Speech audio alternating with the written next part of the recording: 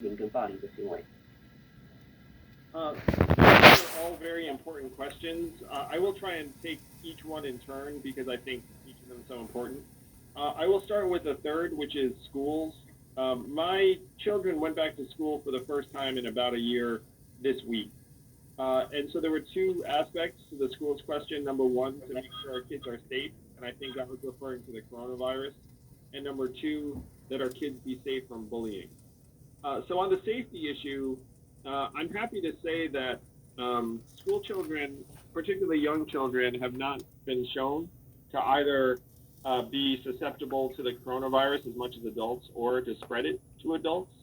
And so as long as we're vigilant and monitor whether there are any infections that occur within a school or a class or a community, I think on that level, as long as we're attentive and people are conscientious, we should be okay. The second question is how to address anti-Asian bullying for our kids. And that's much, much more difficult because we know that kids can be very mean and heartless and cruel. And one of the things that I'm committed to is that we need much more in the way of guidance counselors and social workers and even mental health resources in our schools. Right now, we have 3.5 times more security guards and safety officials in schools than we do any of the other types of workers I just named. And I think that's the wrong balance. I think that a lot of our kids are going to be struggling mentally and emotionally for some time. So you can probably translate that, and then I'll go back to the ones about violence and what to do about it. Yes, yes, that would be good. Thank you. So,杨先生刚刚讲呢，就是他小孩子，经过1年的首次回去学校的他的那些经验，然后呢，只要我们就是谨慎，然后小心一点，学校的安全问题不是那问题 ，right？ 另外一个呢，就是刚刚讲的就是因为这个疫情的问题的话，很多那些歧视跟那些思维的话，那些是需要现在学校准备的工作还是不足，现在有太多的这些保安，但是呢不够那些心理学家还有那些 counselor 就是辅导员去替这些学生疏导这些因为这个疫情所需要的一些的帮助，这样才可以所以就是说出现更好的沟通才可以。Thank you, Jimmy. So the other questions were on so many of our minds, which is that the level of anti-Asian violence has gone up 900% according to our official numbers. And we all know that those official numbers are not complete because many folks who are experiencing some kind of assault or spitting or violence probably never tell anyone. And so we never actually include those in these statistics. It's been a heartbreaking and devastating time. As an Asian American and someone whose kids are Asian American, you feel it very deeply and personally. When you see an elderly Asian woman shoved to the concrete in Flushing, like it makes me think of my own mother. When I met with a worker in a Chinese restaurant who was punched in the face for no other reason than that he is Asian, and then he was afraid to go to work for several days and was traumatized by it. It's really personal and heartbreaking for someone who grew up the son of immigrants myself and Asian American. The reasons for this violence have to do largely with the disintegration around us here in New York, where we are down 600,000 jobs, 60 million tourists, 82% of commuters, subway ridership is down 70%. And so people are increasingly negative about their own prospects. Sometimes they can't even make ends meet themselves. And then when they see someone of Asian descent, they succumb to blaming that person for the difficulties that they've experienced over the last number of weeks and months. What we can do about it, big picture, we have to try and get our city back to a point where there are people on the subways, there are people on the streets, our restaurants and businesses are open, because violence is more likely to occur in an environment where there aren't that many people, frankly. Like the person I spoke to who was attacked was virtually alone on a subway with another person, and now he says he just looks for subway cars that have people. In terms of specific policies that we can do to try and safeguard our community, number one, we should fully fund the Asian Hate Crimes Task Force at the NYPD. It should not be a volunteer effort. Number two, we should be treating these incidents as hate crimes, and sometimes they have not been, which has been, to me, not the right approach, and it did not send the appropriate message of seriousness. And number three, we need to build better communication lines and bonds of trust between Asian American community and the Chinese American community and city officials in the NYPD. Because again, when these things are happening, many Asian Americans do not feel comfortable reaching out to law enforcement or other city agencies, and we have to do better. In part, overcoming the language barrier to make Chinese Americans and Asian Americans think that this city is ours, and if something happens to us, that the city government should know and should get involved. Thank you, Mr. Yang. That was a great point. I was trying to, I know, it's going to be tough, Jamie. I felt bad. Part of me wanted to stop and then let you do some work, but. No problem.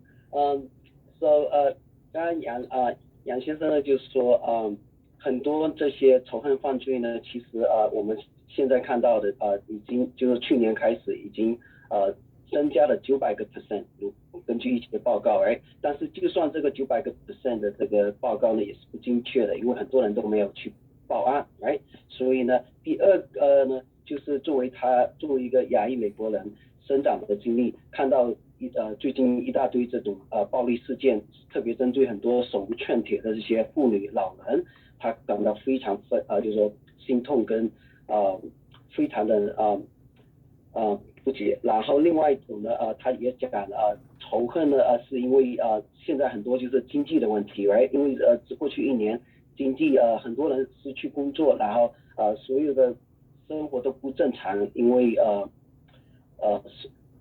所有的很多行业都受到巨大的冲击，人们没办法发泄这心中的不满，所以仇恨变成亚裔变成了这种替罪羔羊，作为去解决的方法呢，第一个呢就是他刚刚说的就是100%支持，就是那个亚裔反仇恨亚裔小组，这个是不应该只是以义工形式去成立这个亚裔小组，应该市政府应该给更多资金去帮助这个亚裔小组，然后也帮助这个受害人，这样才好。第二呢就是这个小组它还要增加社区跟警察部门的合作，因为很多人对那个警察不是非常就是说还是缺乏怕去报案，所以呢要增加社区跟这个市政府还有警察部门的联系跟那个的。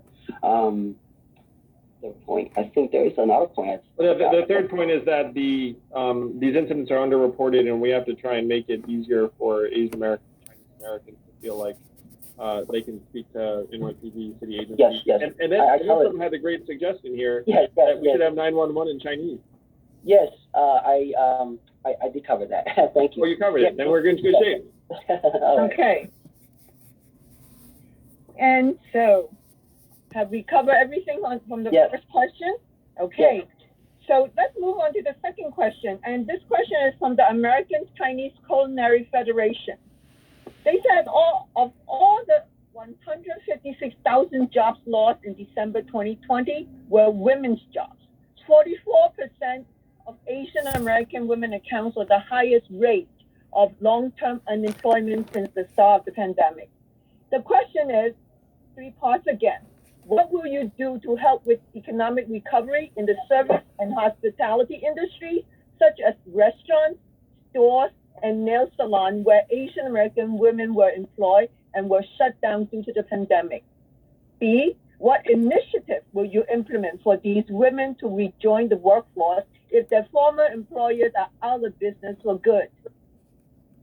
C, Asian American small businesses, particularly those in ethnic enclaves, have experienced the labor market impact of COVID-19 earlier and more deeply because of racialized blaming?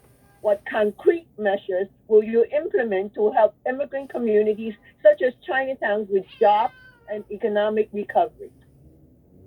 OK， 第二个问题是由美国中商联盟问的。2020年12月失去的15万个工作都是妇女的工作，自新冠病毒大流行以来，44%的亚裔妇女是失业率最高的。服务业、酒店行业、餐馆、商店雇佣大量的亚裔妇女，但是呢，因为失业造成新冠病毒停业，所以你如何帮助协助服务业经济复苏？如果妇女们的前雇主永远停业，你将如何采取什么措施让他们重新加入工作？怎么帮助唐人街恢复经济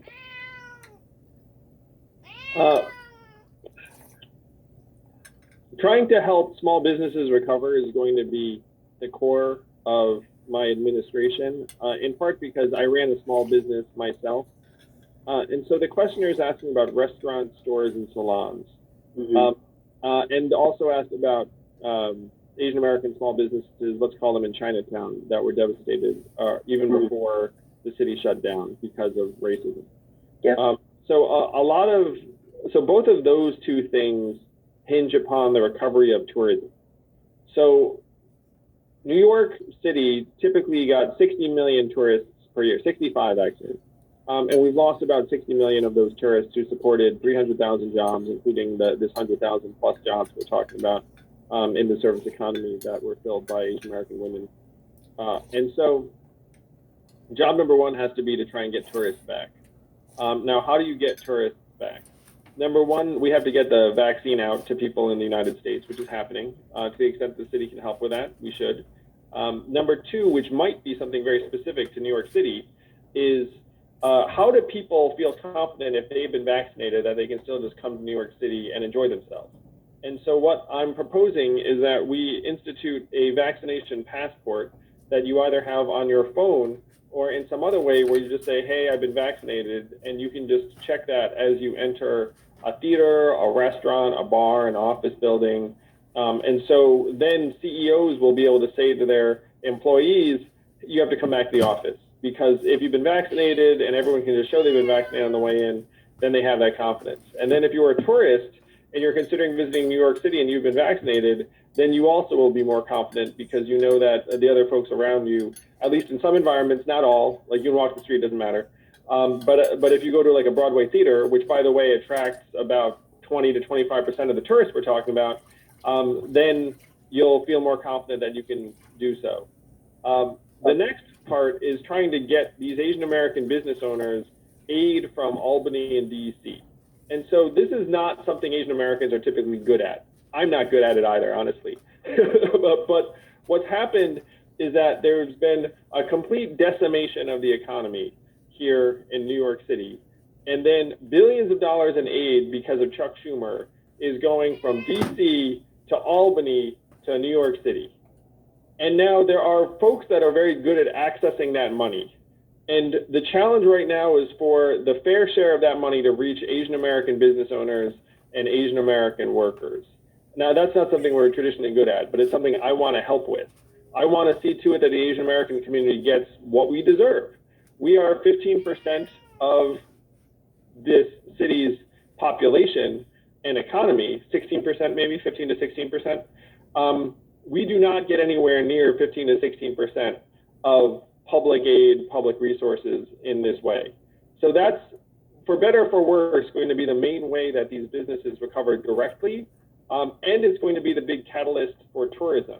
And I'm going to give you an example that I think you'll get very quickly, which is that Broadway, if it was left to its own devices, would probably never reopen, and then the tourists would never come back. Because if you think about all the money it takes to open a Broadway show, and then the uncertainty about whether that there's a crowd coming, how would it ever happen? So you know how it's going to happen in September? It's going to happen in September because Washington, D.C. is going to underwrite Broadway for hundreds of millions of dollars for months on end and just pay everyone's bills. Think about that for a second. Now, whether you agree or disagree with that as the right approach, it's happening. And you have to look at that and then look at what's happening at the Chinese restaurants in Chinatown and say, okay, like, where is that aid? And I'm here to tell you that that aid actually has been assigned from DC to Albany. And my job as your mayor is going to be to get it from Albany to City Hall, and then from City Hall to your communities, to your small businesses, they have a fighting chance to reopen. That's really the way this is going to go. And then part of this also is going to be using this aid money to rekindle tourism, so that when you open your doors, there are actually customers who are visiting you. Great, thank you, Mr. Yang. So 刚刚杨先生就讲呢，因为纽约市这次受到重大冲击，已经通常的话有6500万的那些游客来纽约市，但是因为疫情原因的话，我们损失了6000万的，就是说游客，每年的游客。